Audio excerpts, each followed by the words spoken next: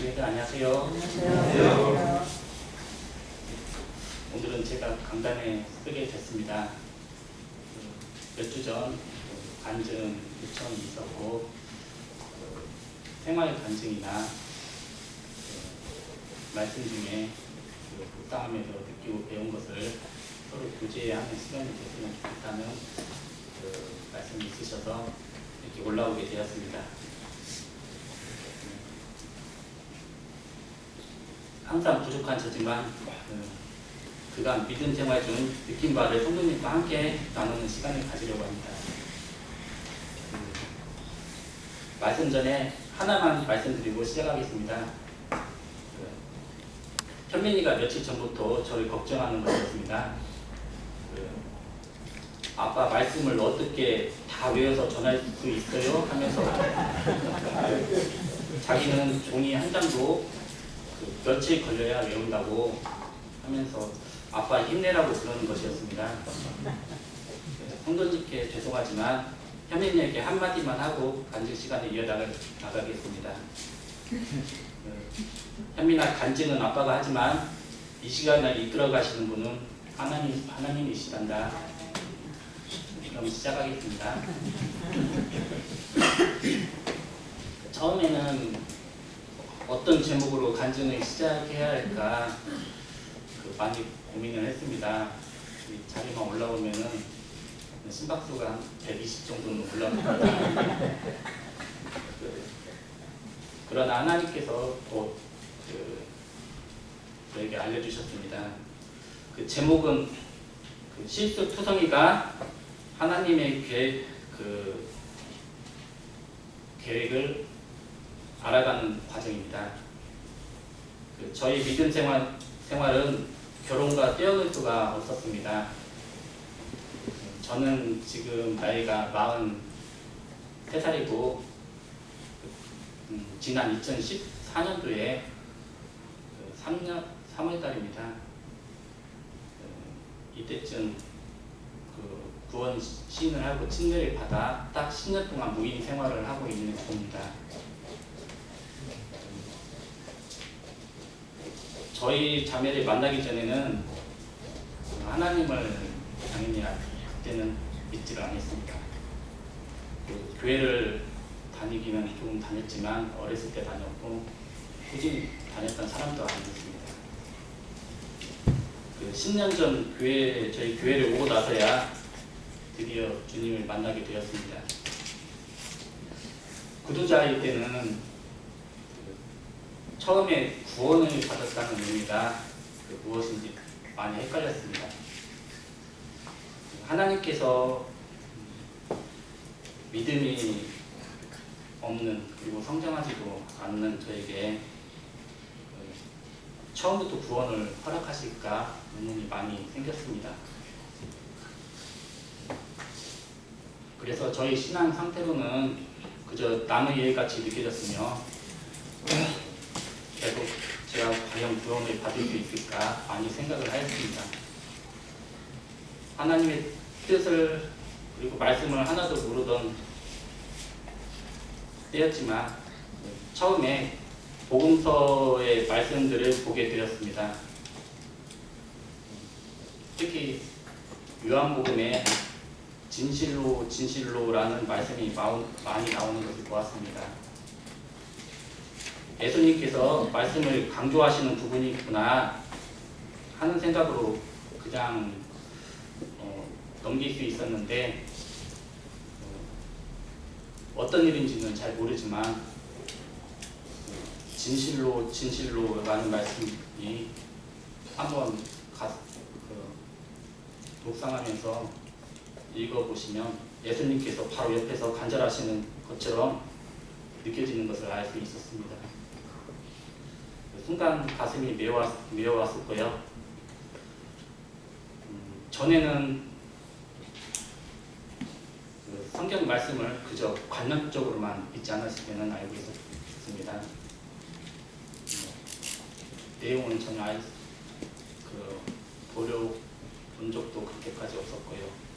하지만 말씀을 배우면서 로마서 3장 21절 그 말씀인 예수 그리스도를 믿음으로 말미암아 모든 믿는 자에게 차별이 없느니라.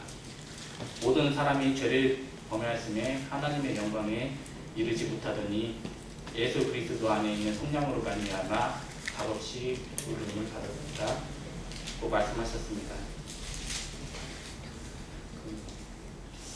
구원을 받을 때쯤에야 그 말씀들을 배움으로써 알고 물론 말씀들을 읽으면서 배웠지만 많은 성도님들께서 특히 이런 핵심 구절들을 많이 알려주셨고 그때서야 보게 되었습니다. 그리고 믿음이 싹트기 시작해서 주님을 예수 그리스도를 주라 신앙했습니다. 저는 값없이 선물로서 구원을 받았습니다. 하나님을 모르고 살았던 만약 처음에는 알려고 애쓰지도 않았던 저와 같은 자도 구원에 이를 수 있게 되면 감사를 들었습니다. 하지만 구원을 받은 후에 기쁨도 잠시뿐이었습니다. 저희의 생활은 그렇게 받쳐주지 못하고 있었습니다. 일이 많다는 핑계도 있었고 또 집안 문제가 또 있다는 핑계로 처음에 주일에도 교회를 참석하지 못하는 경우가 많이 있었습니다. 또한 하나님과 또 하나님뿐만 아니라 사람에게도 실망을 주는 생활을 하기도 하였습니다. 저의 자매 생일날이었습니다.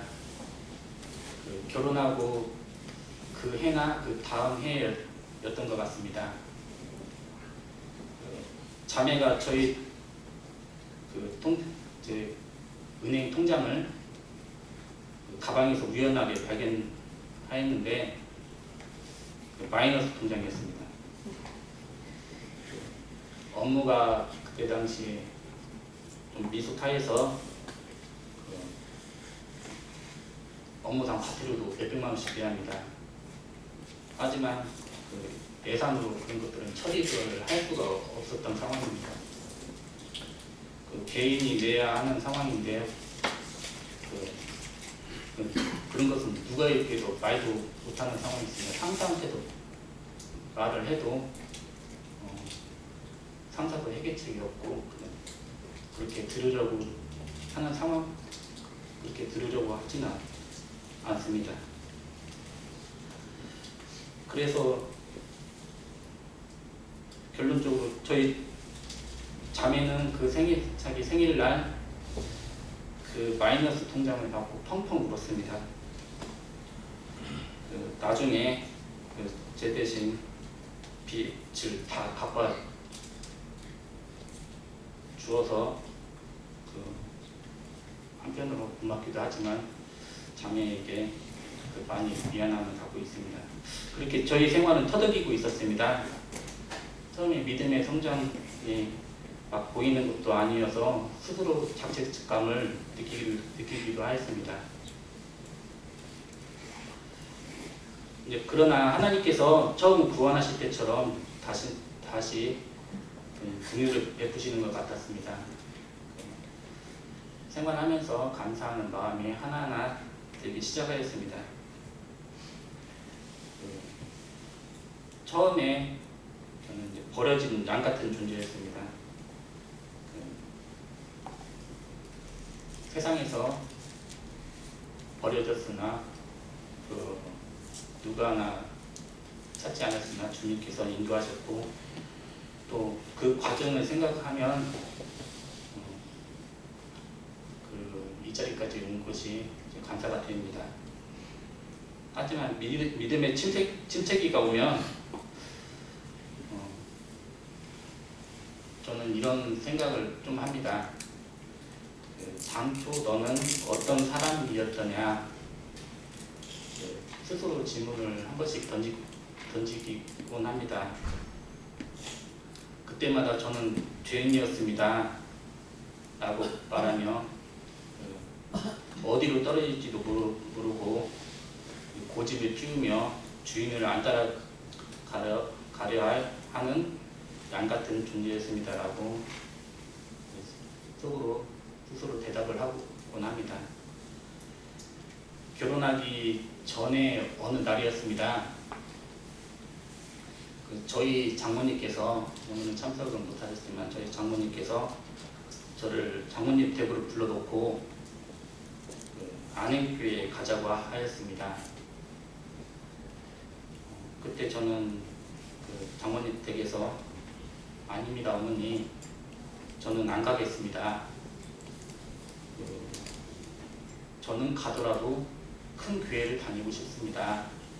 왜 저보고 계속 안행교회만 고집하십니까? 처음에는 이해를 못했습니다. 그렇게 막 고집을 피우면서 저희 교회에 안 가려고 했었습니다. 하지만 그런 마음이 곧 저를 움직인 것은 제가 아니고 성령님께서 움직이신 것 같습니다. 마음을 저희 교회로 인도하게 하시어 또 주님을 믿게 하셨습니다. 근데 그런 사건 때마다 전에 고집을 피웠던 일들을 묵상을 하게 됩니다. 실수도 많이 했고 복음을 어떻게 됐든 복음을 믿기 전에 복음을 방해하기도 했습니다. 어떤 일이냐면은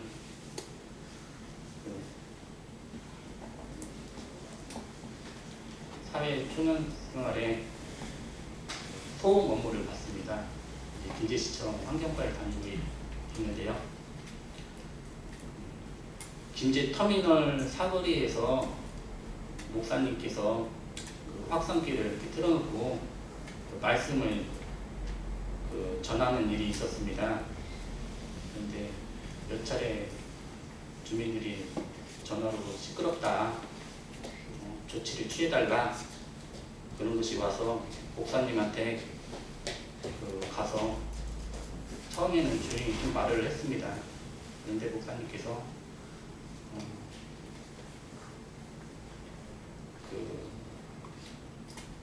크게 이제 본인은 소리 줄이는 것보다 하나님이 일을 하시는 것이 더 우선이기 때문에 듣지는 않으셨습니다. 그래서 저는 제 임의대로 확성기를 소리를 스피커죠 이제 줄였더니 이제 쳐다보는 것이었습니다. 이제 그렇다 하더라도 이제 줄였고 좀 주의를 주고 저는 갔습니다. 이제 또 이제 누가 트럭에 확성기를 설치를 해서 말씀, 그때는 트럭에 제가 구원받기 이게 10년이었으니까 그 전이 일이었으니까 10년이 좀 더 됐습니다. 녹음 테이프가 트럭에 있었는가 봅니다. 테이프를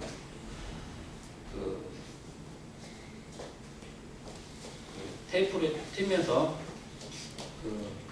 찬송가도 틀어놓고 그 다음에 또 말씀 비슷한 것들도 이제 외침 같은 거죠. 외침 같은 것도 틀어놓고 이렇게 다니는 할아버지가 있었습니다. 언제 마주칠 겨를이 없기 때문에 이 트럭은 이동을 하기 때문에요. 하지만 출장을 가는데 마침 그 트럭이 보였습니다. 보면 압니다. 그래서 제 차에 뭐라고 부르니까 울리는 사이렌 같은 것이 그때 당시 있었습니다. 그냥 갑자기 트럭 틀고 차 옆으로 세우고 할아버지한테 가서 테이프 내놓으시라. 시끄럽다고 민원이 많이 들어오니까 테이프 내놓으시라. 그랬더니 할아버지가 안 주려고 하는 것입니다. 누구시냐, 인적사항 달라. 그렇게 하고 다 받아가고 어떻게 됐든 결론적으로 하나님 일을 좀 막으려고 했던 그런 작가지도 지금 여기 이 자리에 쓰게끔 인도하셨습니다.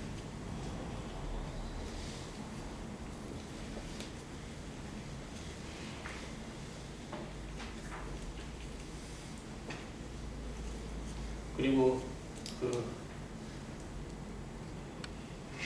구원을 받았으나 제 의지대로 생각대로 하나님 뜻에 따르지 않을 경우에 얼마나 많은 시험이 있는가, 그리고 하나님의 징계가 있는가 또 몸소 느끼게 또 하였습니다. 이 구원받았던 자가 말씀드리기 정말 부끄러우나 저는 중화산동에 있는 아파트에 살고 있는데 그 아이들이 3명 있다는 것은 성도님께서 잘 아시고 집에서는 그 조용할 날이 없을 정도로 매일 혼란스럽습니다. 그 저희 집이 2층인데 그 2층에서 그 사시는 주민이 저에게 시끄럽다고 항의할 정도입니다. 한 3, 4년 정도 전의 일입니다. 그 아이들이 시끄럽게 해서 3년 전의 일입니다. 조용히 하라고 하면 그 말을 듣겠지 하고 기다려도 아이들은 그때뿐입니다. 또 말을 해도 그때뿐이고 한 번은 파리채를 들었습니다. 파리채를 들어서 그 엉덩이를 때려버렸습니다. 그런데 그것이 경찰에 신고가 접수되어서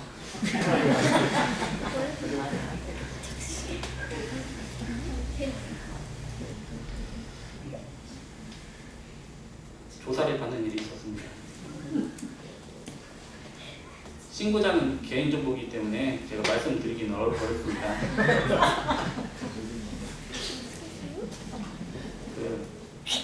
사실 평소에 잘 때리지도 않았는데 많이 좀 그때 당시 억울했습니다.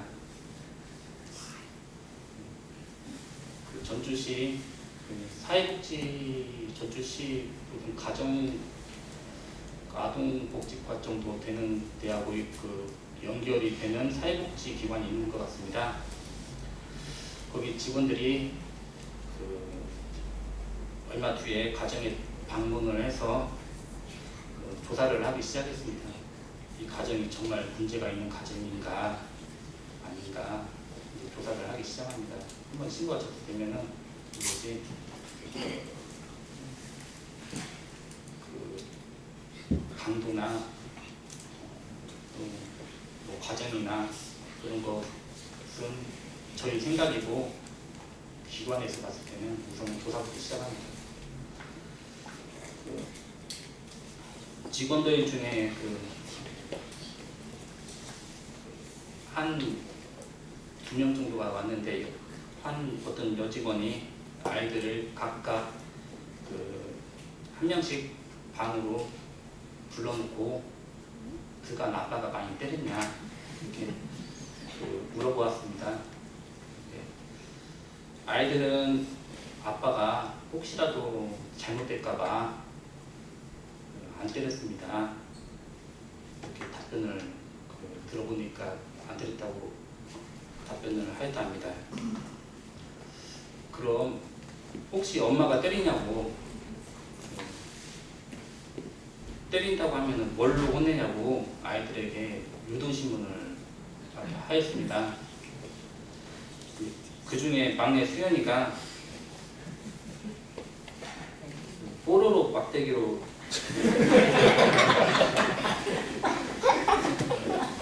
죄송합니다.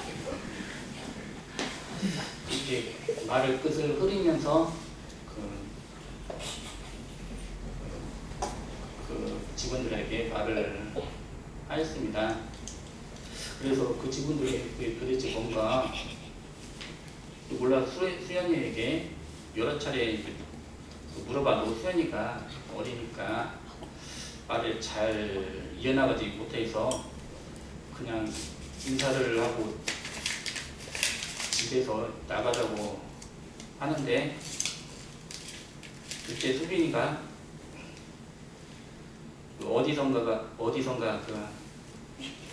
한 60cm 되는 두꺼운 그 플라스틱 봉을 찾아서 들고 와서 이게 뽀로로 막대기라고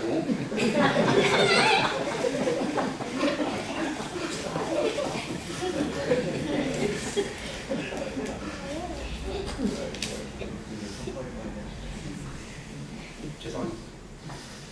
근데 그러는데 다 불러 있는 상태에서 그러니까 이것은 지금이야 좀 모를 수 있지만 그때 상황은 그분들이 어떻게 조사하냐에 따라서 향후의 대처도 달라지게 됩니다. 이제 만약에 처벌을 받는다고 하면 처벌 수위도 달라질 것이고요. 근데 저는 눈을 지그시 감았습니다. 그 당시에. 근데 자매는 아니다고 그것은 요리할 때 쓰는 거다고 그렇게 말을 해서 직원들이 그냥 돌아간 적이 있습니다. 시효가 되면 정식 수사를 받게 되는 수순이었습니다. 경찰서도 아니고 아이들이 어리다고 하면 경찰청에서 수사한다 해서 전북지방경찰청에 가서 조사를 받았습니다. 평일날 말고 금요일날 퇴근 다 하고 그때 이제 갔습니다. 이제 저를 그나마 배려한 것 같습니다.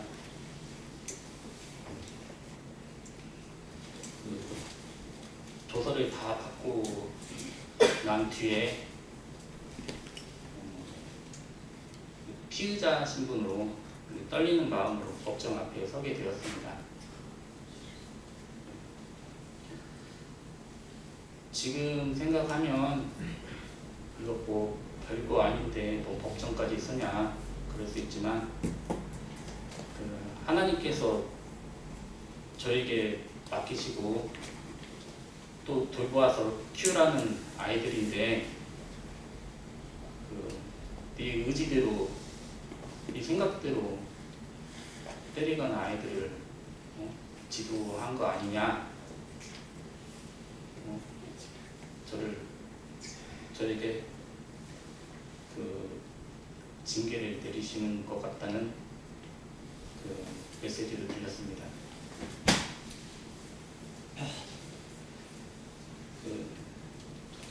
세상적으로는 창피함과 실망감도 좀 있었지만 그 과정에서 하나님께서 위로하실 것도 있으시고 또 느껴보라는 것도 있었습니다. 그나마 좀 위로하신 것은 재판장에서 판사님께서 판결을 하십니다. 그 앞에 섰는데 처음에는 저를 많이 혼낼 줄 알았습니다. 그런데 말씀하시기를 파리채로 혼낸 것이 법원까지 올 일이냐, 어떻게 하였길래 이거 하나 대처를 못하냐,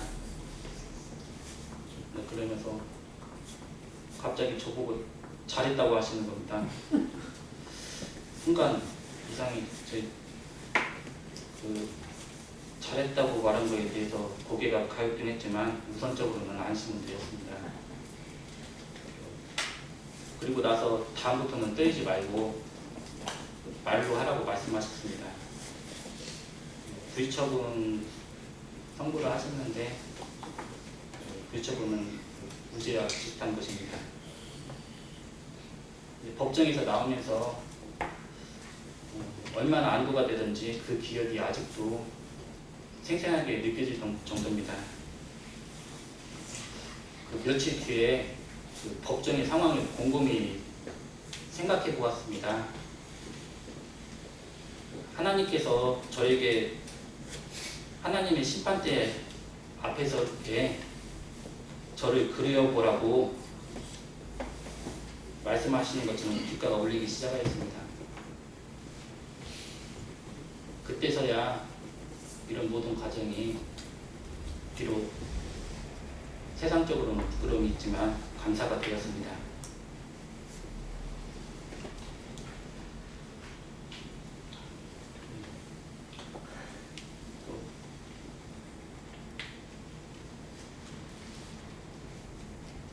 하나님 앞에 섰을 때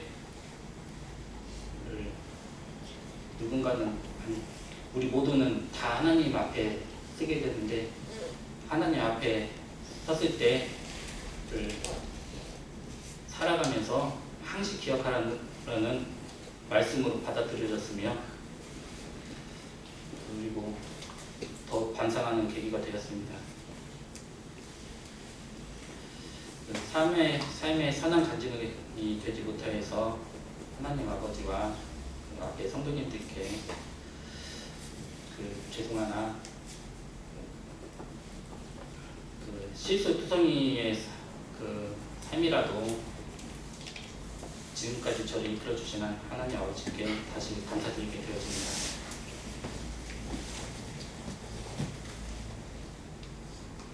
얼마나 많으면 파리채 사건 외에도 저는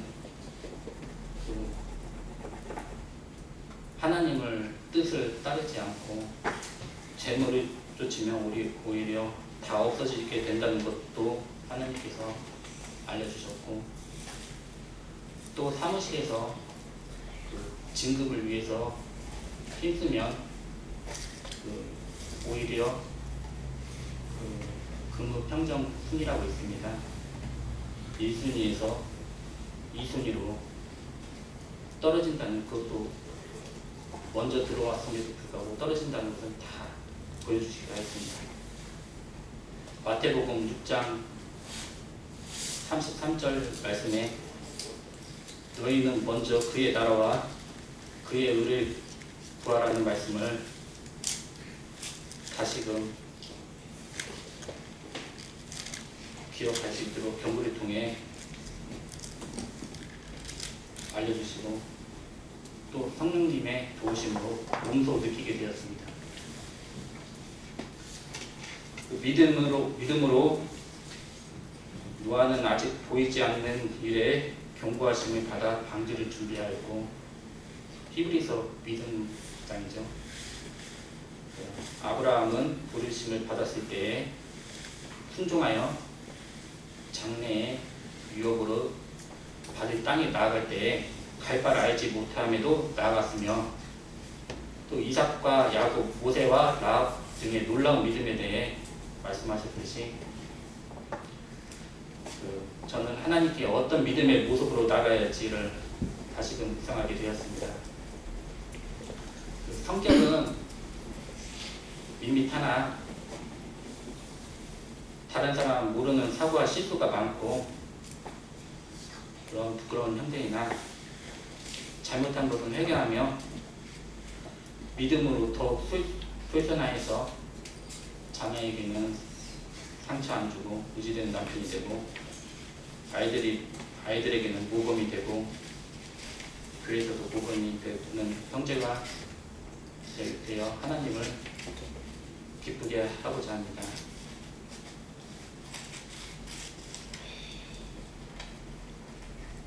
하나님의 뜻과 멀어져서 자기 뜻대로 아무리 구원을 받았다 하더라도 나아가지 않은 시에 하나님께서 인생을 다루시고 혼내신다는 것을 성도님과 함께 나누었습니다. 비록 이렇게 선한 간증이 되지 못하여서 성도님들께 죄송하지만 더욱 회개하는 삶을 기고 삶을 하는 하나님의 뜻인 줄 알고 이상으로 간증 시간을 마치겠습니다. 감사합니다.